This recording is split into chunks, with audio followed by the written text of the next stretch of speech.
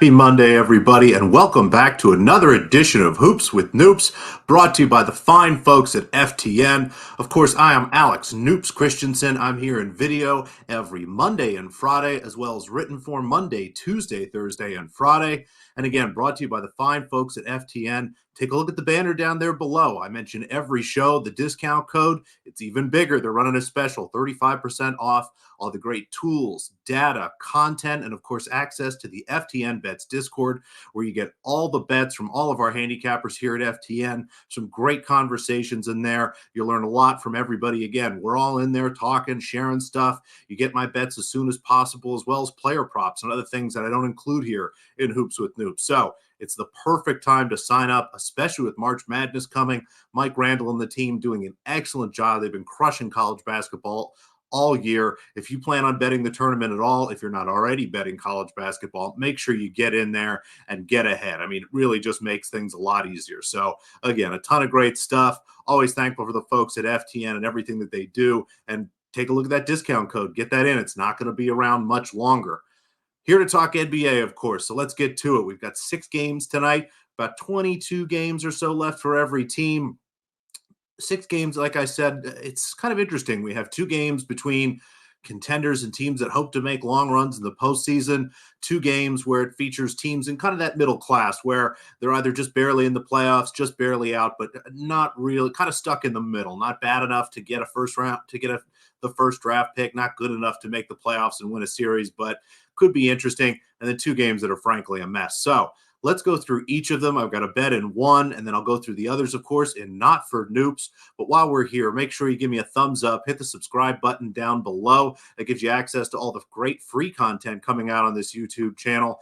Shows like the Mean Streets, there's DFS shows every day for multiple sports. It's really great. So make sure you subscribe, you get all that stuff, and put a comment down below. Let me know if you have any questions. I'll be sure to get back to you as soon as I can and try to help out if there's anything specifically that maybe I missed here that you want to know about. Like I said, there's one game that I want to bet. We'll start with that one. Again, a bit of a mess here. The Memphis Grizzlies visit the Brooklyn Nets. The Nets favorites of 9.5 points with a total of 208 at home. No Cam Thomas for the Nets. Everybody out for Memphis. Jaren Jackson is even doubtful tonight, along with everybody else that's been out for Memphis all season. But the Nets have been just a strange team. Went into the All-Star break, fired their coach, brought in a new coach. Again, it was the assistant Kevin Ollie. He is now in charge. Players said everything that you'd want to hear. They were excited for a new regime, new leadership, new strategy. They thought it would all be great. Then went out and basically lost 2 games in a row by 25 plus points, beat this Memphis Grizzlies team by 27 points, lost by 25 again, and then beat the Hawks twice, one time by 25 some points. So just listen to those scores. Those are outrageous, really variant kind of scores. I mean, there aren't teams that win and lose, 4 out of 5 games by 25 plus points. It's just outrageous. And without Cam Thomas, their scoring struggles a little bit. And it's just a roster full of players who are solid, good NBA players. Michael Bridges probably the best, but no stars. Bridges will never be the best player on a championship team. He'll probably never be the best player on a playoff contender here. So it's a team with a bunch of guys that know someone's coming in. They know changes are coming. You've either got guys, basically hogging the ball, trying to build up their stats, knowing they need new contracts this offseason, or guys just trying not to get hurt to make it into next year and see where they fit in. The Grizzlies in a similar spot here, but with just a different version of things. Now, the Nets roster is more talented, but the Grizzlies are a good organization. They've drafted well. They do a good job of growing talent and teaching them how to play Memphis basketball. It's a team that comes out, plays with high effort, plays very well. Now, again, they did lose at home to the Nets by 27 points. Terrible shooting night, turn the ball over more, a lot of stuff that you generally don't see them do. And when going against a team, again, in Brooklyn, where I have just huge questions about their motivation, sure, the Nets could win this game by 15, 20 points. That's certainly possible. But more often than not, I see this as a much closer game. The talent level is, again, pretty close. Brooklyn has a better team. They're at home, but these guys aren't playing great basketball. There's better coaching. There's better structure on the other side of the floor. I think there's a more organized effort here.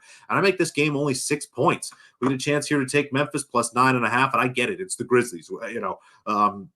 You don't want to do this. I understand, but sometimes a big part of betting is eating the stinky cheese, and we're going to hold our noses and grab a little Memphis Grizzlies here, plus 9.5, because, again, a 3.5-point edge based on my numbers. I love the matchup here. I'm just not sure if there's anything Brooklyn really does so much better that they can dominate this game against Memphis. Now, again, if the Grizzlies turn the ball over like they did last matchup, they'll lose, and possibly by 20 some points, but 9.5 is just too much here in a game of two teams that have nothing to play for and are a lot closer than I think the ratings suggest. So give me the Grizzlies here, plus 9.5. I like that quite a bit tonight.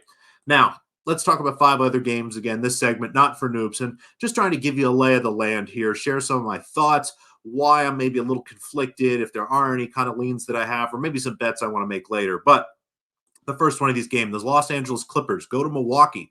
The Bucks 5.5-point favorites. The total 226.5. We just don't know who's playing in this game. The Clippers played last night in Minnesota, a tough game, 38 minutes for Kawhi Leonard, 33 and I think 34 minutes for James Harden and Paul George. That's a lot of fatigue for a veteran team. This is an important game, and they should try to want to win this. I mean, the Bucks are good, but it's a non-conference opponent. Again, second night of a back-to-back. We don't have an official injury report for the Clippers yet, but I won't be surprised to see Kawhi Leonard rest if he does. Maybe some other guys. Ivica Zubac has been questionable and injured. He played short minutes last night, but again, I wonder if they even rest him here. He would be important against this big Milwaukee Bucks team. And normally I would lick my chops here to bet the Bucks at this number, and that's kind of nuts. I generally don't bet Milwaukee games, but Giannis Antetokounmpo is questionable here, and they are still without Chris Middleton. Now, this spread suggests to me that the market thinks Giannis is going to play, or we're going to have several Clippers rest here. Just too much unknown. If everybody's in, this number's too big. I should probably back the Clippers here, but it's a tough spot, especially for a veteran team. But again, everybody healthy here. Giannis in, Kawhi's in, Paul George, James Harden, all those guys are playing. 5.5 is too many, but I just don't know what to do now. So again, make sure to take advantage of the time to sign up, and that great discount code you see down there at the bottom, that'll get you into the FTN Bets Discord, where you can see any bets I make on this game later, which I might do. Again, if everyone's in, I might bet the Clippers, but I'll post that officially over there in the FTN Bets Discord. Portland goes to Minnesota to play the Timberwolves, who again lost last night at home to the Clippers. It was a tough game. Anthony Edwards has been questionable and beat up here. He's questionable tonight. Still Minnesota 14-point favorites with a total of 210.5. That just speaks to how bad things are in Portland. No Malcolm Brogdon, no Scoot Henderson means no point guard. It's really going to be tough for this team to score points. They only have 1 or 2 good shooters at this point. With those guys missing, they don't really, again, have a true point guard who can create and generate offense for this team. And even if Anthony Edwards is out, Minnesota has the best defense in the league, can lock this team down and keep the Blazers from scoring 90 points, let alone the 96, 97 the market expects. But again, the books kind of did a good job here. I think these numbers are all just about right. I think maybe the spread's a little too big, especially given how low the total is, but I'm not betting Portland. They might not even score 80 points tonight. It's too much to unpack here. And without Anthony Edwards, I just can't be sure Minnesota is going to play their best again on the second night of a back-to-back. And they don't really need to play their best to beat Portland. So Minnesota might just be worried about winning this game, saving their powder for the next opponent, and moving on. So again, not laying the points. The total's already pretty low. Going to let this one go. This is kind of an interesting matchup. Two teams in, one in Washington that is one of the worst teams in the league and is going to be competing for the top draft pick. Utah out of the playoff picture. They're 5 games back of the play-in tournament and don't really seem to even be pushing hard to make it. Both have been losing games in bunches, but it's kind of an interesting contest. There's a lot of young players here. Danny Avdija, Bilal Coulibaly for the Wizards. Utah has guys up and down the roster. Lauri Markkanen's out tonight, but Keontae George is really interesting. It just could be a fun game to watch and one that I will watch, but not really much for me to bet on here. Without Markkanen, I think it's Wizards or pass, but I still am not interested in backing this Washington team on the road at less than double digits. It's just not a great matchup here for them. I think Avdija might be the best player on the floor tonight, which again, it's just really hard to say that. Without Markkanen, the Utah team does have some nice players, again, does have some depth, but maybe Washington can win this game. That's kind of where I am. I don't really know what to make of this one. Again, lean Washington, but I'm going to let this one go. The Chicago Bulls go to Sacramento. The Kings 6.5-point favorites, a total of 227.5.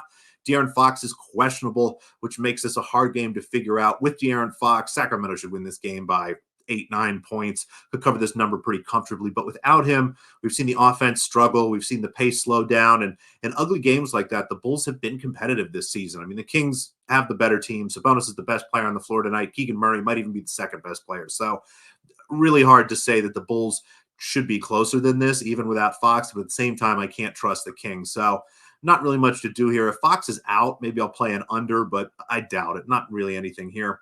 And then one of the best games tonight, the Oklahoma City Thunder played last night in Phoenix, won a gritty game over the Suns, go to LA to play the Lakers. The Lakers have been home for almost a week now, had yesterday off. That's a big rest advantage for a veteran Lakers team that's already beaten the Thunder twice this year. Los Angeles has a big team, a lot of size, and they play a physical style of basketball. As talented and athletic as Oklahoma City is, they don't have a lot of big players and tend to struggle in physical matchups here. So the Lakers should play them fairly well. And again, with the rest spot, it's hard to trust them.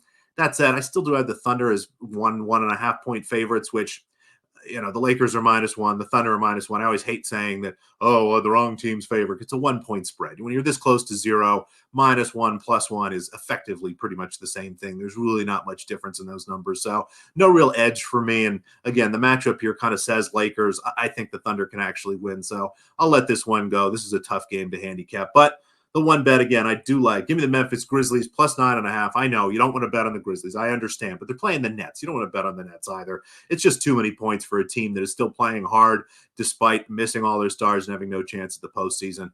Let's go, Memphis. Hopefully the Grizzlies roar tonight. Thank you so much for watching. As always, thumbs up, really appreciated. Would love it if you subscribe to the channel and leave a comment if you have any questions about anything. And as always, discount code below that, 35% off, all the fine folks at FTN trying to help you out. That's not going to last forever. So make sure you get in now. A lot of great opportunities. Thanks for watching and best of luck. I'll be back in written form tomorrow and video form on Friday. See you then.